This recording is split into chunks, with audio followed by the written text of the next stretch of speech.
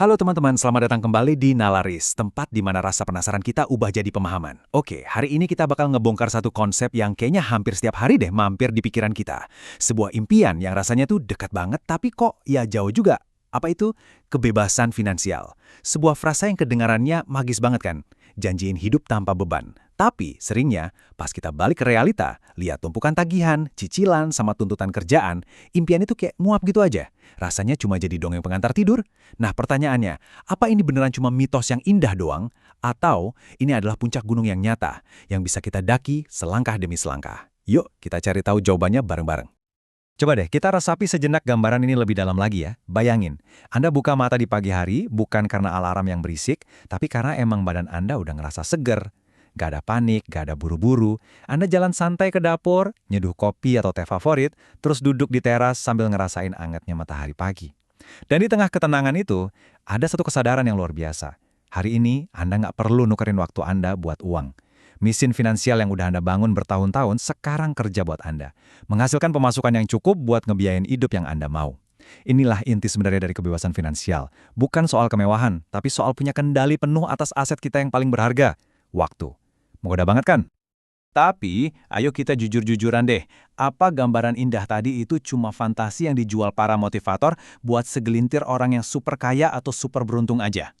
Apa ini cuma mimpi buat mereka yang lahir dengan sendok emas di mulutnya? Atau, dan ini nih pertanyaan paling pentingnya, apa ini adalah sebuah tujuan yang realistis? Sebuah cetak biru yang bisa diikuti sama orang biasa kayak kita, karyawan, profesional, pemilik usaha kecil, dengan strategi, komitmen, dan kesabaran yang tepat. Nah, inilah pertanyaan inti yang bakal kita bedah tuntas di pembahasan kali ini. Untuk memulai perjalanan kita lihat dulu yuk sebuah paradoks yang umum banget terjadi di masyarakat modern. Sebuah fenomena di mana, anehnya, makin besar pendapatan seseorang, makin besar juga penjara tak kasat mata yang ngurung dia. Biar gampang pahamnya, saya mau kenalin sebuah karakter fiktif yang ceritanya, nyata banget buat banyak orang. Kita sebut aja namanya Dina.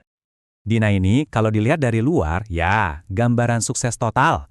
Dia seorang manajer di perusahaan multinasional, gajinya tiap bulan itu 2 digit, jauh di atas rata-rata. Kalau kita lihat media sosialnya, hidupnya kelihatan kayak mimpi. Foto-foto liburan di Eropa, tas desainer, makan malam di restoran fine dining. Teman-teman dan keluarga ngelihat dia sebagai sosok yang udah jadi, yang udah aman banget finansialnya. Pokoknya panutan kesuksesan deh. Tapi, disinilah paradoksnya muncul. Coba kita intip kondisi keuangannya yang sebenarnya. Di balik semua kemewahan itu, hampir seluruh gaji Dina ludes tiap bulan. Ada cicilan KPR rumah di kawasan elit yang tenornya masih 20 tahun lagi. Ada cicilan mobil Eropa yang bunganya, lumayan mencekik. Dan tentu aja, tagihan kartu kredit yang bengkak buat mendanai gaya hidupnya. Akibatnya apa? Kekayaan bersih Dina, yaitu total aset dikurangi total utang, ternyata dekat banget sama nol. Dina ini kejebak dalam apa yang disebut hedonic treadmill, di mana setiap kenaikan pendapatan selalu diikuti kenaikan gaya hidup. Dia terbelenggu sama belenggu emas atau golden handcuffs. Gaji besar tapi dia cuma selangkah dari kebangkrutan. Dia bukan bebas, dia cuma seorang budak dengan bayaran yang mahal. Kisah Dina tadi itu bukti nyata ya, kalau penghasilan tinggi itu nggak otomatis berarti kebebasan finansial. Masalahnya seringkali bukan terletak di seberapa banyak duit yang kita hasilkan, tapi di cara kita mikirin uang itu sendiri. Banyak dari kita tanpa sadar dihalangi sama mitos-mitos yang udah mendarah daging. Sekarang, yuk kita nyalain lampu dan bongkar 3 mitos paling umum yang jadi penghalang terbesar. Oke, kita bedah satu-satu ya. Mitos pertama, Anda harus super kaya jadi miliarder. Ini salah paham terbesar. Kebebasan finansial itu relatif dan personal banget. Intinya cuma satu, saat pendapatan pasif Anda bisa nutupin biaya hidup Anda. Orang dengan biaya hidup 10 juta sebulan bakal lebih cepat bebas dengan aset lebih sedikit dibanding orang yang biaya hidupnya 100 juta sebulan. Ini bukan soal punya segalanya, tapi soal punya cukup untuk hidup sesuai keinginan Anda. Mitos kedua, bisa dicapai dengan cepat. Nah, ini jebakan paling bahaya yang udah banyak makan korban investasi bodong. Kebebasan finansial itu buah dari konsistensi dan efek bola salju selama bertahun-tahun. Ini maraton, bukan sprint. Siapapun yang janjiin jalan pintas, kemungkinan besar lagi coba menipu Anda. Mitos ketiga, artinya Anda harus berhenti kerja dan males-malesan. Ini juga keliru. Kebebasan finansial itu ngasih Anda pilihan. Anda bisa milih buat terus kerja karena cinta sama kerjaan Anda, bukan karena butuh duitnya. Anda bisa mulai bisnis impian, jadi relawan, atau tekuni hobi. Bedanya fundamental banget, bekerja karena panggilan, bukan karena paksaan. Nah, setelah mitos-mitos yang menyesatkan tadi kita singkirkan, kita bisa lihat kebebasan finansial dengan lebih jernih. Ini bukan tombol ajaib, melainkan sebuah perjalanan. Sebuah pendakian yang punya beberapa tahapan yang jelas. Paham sama tahapan ini penting banget, karena ini ngasih kita peta buat tahu, oke, sekarang saya ada di mana, dan langkah konkret selanjutnya apa ya? Yuk, kita lihat peta perjalanannya. Tahap pertama, survival atau bertahan. Di sini fokus utamanya ya mastiin pendapatan cukup buat kebutuhan pokok, makan, tempat tinggal, transport. Mungkin masih hidup dari gaji ke gaji. Tahap kedua, security atau aman. Nah, di sini udah bisa napas dikit. Anda udah punya dana darurat minimal 3-6 bulan pengeluaran. Utang konsumtif kayak kartu kredit atau pinjol udah lunas, udah ada bantalannya. Tahap ketiga, stability atau stabil. Di tahap ini, Anda bukan cuma nabung, tapi udah mulai investasi rutin dan konsisten. Uang Anda mulai kerja buat Anda. Efek bola salju mulai kerasa. Tahap keempat, independence atau mandiri. Ini titik yang seru banget. Pendapatan pasif dari investasi Anda mulai nyata. Mungkin belum cukup buat seluruh hidup, tapi udah bisa bayar listrik, internet, atau bahkan cicilan rumah. Anda mulai ngerasain manisnya kebebasan. Dan akhirnya puncaknya tahap kelima, freedom atau bebas. Disinilah pendapatan pasif Anda udah cukup besar buat nutupin seluruh biaya hidup Anda. Secara teknis, Anda udah nggak perlu kerja lagi buat bertahan hidup. Anda telah mencapai puncak. Dalam perjalanan mendaki 5 tahapan tadi, sebenarnya ada 2 filosofi atau 2 jalan yang bisa ditempuh. Biar lebih jelas, kita lihat kisah 2 orang yang beda banget. Rudy si sprint dan Arman si maraton. Tujuannya sama, tapi pendekatannya, wah, bagai langit dan bumi. Nah, di sini nih pelajarannya. Rudy itu tipe sprint, gak sabaran. Tiap hari mantengin berita, nyari saham mana yang bakal terbang, ikut-ikutan tren kripto yang lagi viral tanpa riset. Hidupnya penuh gejolak emosi. Euforia pas portofolionya hijau, depresi berat pas merah. Dia sering jadi korban skema Ponzi karena tergiur imbal hasil puluhan persen sebulan. Di sisi lain, ada Arman si pelari maraton. Gajinya biasa aja, nggak ada yang istimewa. Tapi dia punya satu senjata rahasia yang ngebosenin, disiplin dan konsistensi. Tiap tanggal gajian, tanpa gagal, dia langsung sisihin 20% gajinya buat diinvestasiin ke instrumen yang solid kayak reksadana indeks. Dia nggak panik pas pasar turun, malah nganggapnya diskon buat beli lebih banyak. Selama 20 tahun, dia ngelakuin hal yang sama berulang-ulang. Hasilnya, Rudy masih kejebak di siklus untung rugi, stres dan gak pernah benar-benar maju. Sementara Arman, diam-diam dan tanpa sorotan, udah ngebangun benteng finansial kokoh yang ngasih dia kebebasan sejati. Poin krusialnya, jalan mana yang bakal Anda pilih? Oke, kita udah ngomongin konsep, mitos, sama strategi. Sekarang waktunya kita lebih konkret dan membumi. Yuk, kita bicara soal angka. Karena pada akhirnya, kebebasan finansial itu bukan konsep abstrak doang. Dia punya harga yang bisa dihitung. Berapa banyak sih aset yang perlu kita kumpulin biar bisa disebut bebas finansial? Mari kita hitung bareng-bareng. Sebelum mulai ngitung, kita harus benar-benar paham dulu definisi dari tujuan akhir kita, yaitu pendapatan pasif. Sederhananya, ini adalah pendapatan yang terus ngalir dari aset yang Anda punya, bukan dari waktu yang Anda tukar sama kerjaan.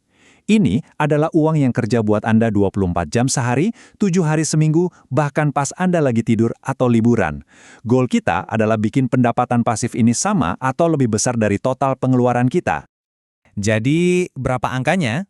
Kita ambil contoh yang realistis ya. Langkah pertama, Anda harus tahu persis berapa pengeluaran bulanan Anda, nggak bisa kira-kira. Misalkan, setelah dilacak benar-benar, total biaya hidup Anda sebulan itu 8 juta rupiah. Artinya, setahun Anda butuh 8 juta dikali 12, yaitu 96 juta rupiah. Langkah kedua, kita tentuin target imbal hasil investasi tahunan yang realistis, anggaplah 8%. Nah, buat ngitung total aset yang kita butuhin, rumusnya, total pengeluaran tahunan dibagi target imbal hasil. Jadi 96 juta dibagi 8%, hasilnya adalah 1,2 miliar rupiah. Betul, dengan aset sebesar 1,2 miliar yang diinvestasikan dan menghasilkan 8% per tahun, Anda bakal dapat pendapatan pasif 96 juta per tahun atau 8 juta per bulan. Cukup buat nutupin seluruh biaya hidup Anda. Angkanya mungkin kedengaran besar, tapi ingat cerita Arman, ini adalah tujuan jangka panjang yang dibangun bata demi bata. Dan disinilah letak keajaiban sekaligus tantangannya. Angka target Anda itu sangat dipengaruhi 2 variabel utama, gaya hidup Anda dan imbal hasil investasi Anda. Lihat tabel ini. Kalau pengeluaran Anda tetap 96 juta setahun, tapi imbal hasil investasi Anda cuma 6%, aset yang Anda butuhin jadi bengkak ke 1,6 miliar. Sebaliknya, kalau imbal hasil Anda tetap 8%, tapi gaya hidup Anda lebih tinggi, misalnya 10 juta sebulan, target aset Anda naik jadi 1,5 miliar. Ini nunjukin dua hal penting banget. Pertama, ngendalin gaya hidup itu sama pentingnya kayak nyari imbal hasil tinggi. Kedua, gimana cara nyapenya? Ya dengan strategi ngeboseninnya Arman. Investasi rutin tiap bulan dengan jumlah yang sama. Nggak peduli pasar lagi naik atau turun. Strategi ini namanya dollar cost averaging atau DCA. Ini cara buat ngilangin emosi dari investasi dan mastiin Anda terus ngumpulin aset secara disiplin. Oke, kita udah tahu target angkanya, udah tahu strateginya. Pertanyaan selanjutnya, dari mana aja sih pendapatan pasif itu bisa datang? Aset apa aja yang bisa kita kumpulin buat jadi mesin pencetak uang kita? Mari kita lihat beberapa perangkat atau sumber pendapatan pasif yang paling umum.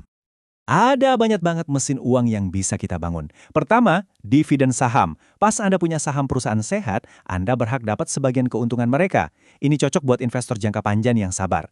Kedua, properti sewa. Ini salah satu yang paling klasik. Rumah, apartemen, kos-kosan. Ini ngasih arus kas bulanan yang stabil, tapi ya butuh modal awal yang besar. Ketiga, obligasi atau sukuk. Ini kayak Anda minjemin duit ke negara atau perusahaan dan dapat bunga rutin. Risikonya cenderung lebih rendah dari saham. Keempat, bisnis yang udah jalan otomatis. Mungkin waralaba, toko online dengan sistem yang solid, atau aplikasi yang Anda buat. Dan kelima, royalti dari karya kreatif. Kalau Anda penulis buku, musisi, atau fotografer, karya Anda bisa terus ngasilin uang. Kuncinya adalah diversifikasi. Jangan taruh semua telur dalam satu keranjang. Makin banyak sumber pendapatan pasif yang Anda punya, makin kokoh fondasi kebebasan finansial Anda. Semua teori, angka, dan strategi ini mungkin masih kerasa abstrak. Emang ini beneran bisa dilakuin sama orang biasa dengan gaji pas-pasan? Mungkin itu pertanyaan di benak Anda. Nah, buat ngejawabnya, kita lihat sebuah kisah nyata yang sangat inspiratif. Kisah Pak Hasan, seorang pegawai negeri biasa. Perjalanan Pak Hasan ini definisi dari maraton finansial ala Arman.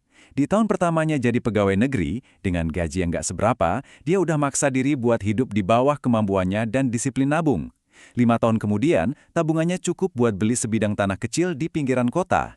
Masuk tahun ke-12, setelah harga tanahnya naik dan dia dapat pinjaman, dia berhasil bangun beberapa pintu kontrakan.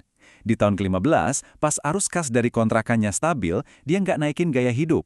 Duit itu dia putar lagi, mulai belajar dan investasi di reksadana syariah. Selama 25 tahun, dia terus ngelakuin hal yang ngebosenin ini. Hasilnya, pas dia pensiun, dia nggak cuma ngandelin dana pensiun. Pendapatan dari kontrakan dan hasil investasinya udah lebih dari cukup buat ngebiayain hidupnya dengan nyaman.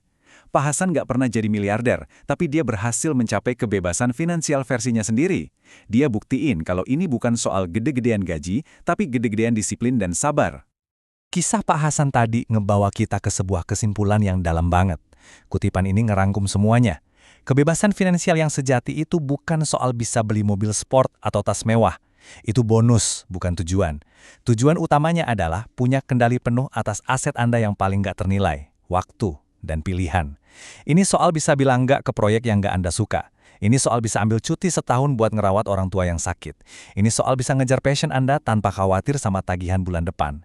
Itulah hadiah utamanya, kedaulatan atas hidup Anda sendiri. Jadi, setelah semua pembahasan ini, kita balik lagi ke pertanyaan awal, mitos atau realita? Di Nalaris, kami menyimpulkan bahwa kebebasan finansial itu 100% adalah sebuah realita yang bisa dicapai oleh siapa saja. Tapi, ini adalah realita bersyarat. Syaratnya ada 3 pilar. Sabar buat ngejalanin prosesnya yang panjang, konsisten buat terus ngejalanin kebiasaan baik nabung dan investasi, bahkan pas rasanya bosen. Dan yang paling penting, punya strategi dan peta yang jelas, kayak tahapan-tahapan yang udah kita bahas tadi. Tanpa 3 pilar itu, ia bakal selamanya jadi mitos. Sekarang, saya mau balikin pertanyaan ini ke Anda. Setelah dengerin semua ini, coba deh luangin waktu sebentar buat ngerenung. Lupain sejenak definisi dari buku atau angka-angka yang rumit. Secara pribadi, buat Anda sendiri, apa sih arti kebebasan finansial? Apa itu artinya bisa pensiun umur 45 dan tinggal di desa? Apa artinya bisa kerja paruh waktu dan habisin sisa waktunya buat melukis atau bikin musik? Atau sesederhana bisa ngebiayain pendidikan anak sampai jenjang tertinggi tanpa pusing? Mendefinisikan mengapanya adalah bahan bakar yang bakal bikin Anda terus jalan pas perjalanannya terasa berat. Kalau pembahasan kita kali ini terasa bermanfaat dan ngasih Anda percikan semangat, kami bakal senang banget kalau Anda mau mendukung channel Nalaris dengan menekan tombol suka, berlangganan biar nggak ketinggalan pembahasan mendalam lainnya, dan yang terpenting, tulis jawaban Anda di kolom komentar ya. Apa arti kebebasan finansial bagi Anda? Kami beneran pengen banget membacanya. Mulailah langkah kecil Anda hari ini, sekecil apapun itu. Terima kasih sudah menyimak sampai akhir. Semoga apa yang kita bahas hari ini bisa jadi kompas dalam perjalanan finansial Anda. Ingat, perjalanan 1000 mil selalu dimulai dengan satu langkah. Sampai jumpa di pembahasan berikutnya, hanya di Nalaris, tempat di mana rasa penasaran berubah jadi paham.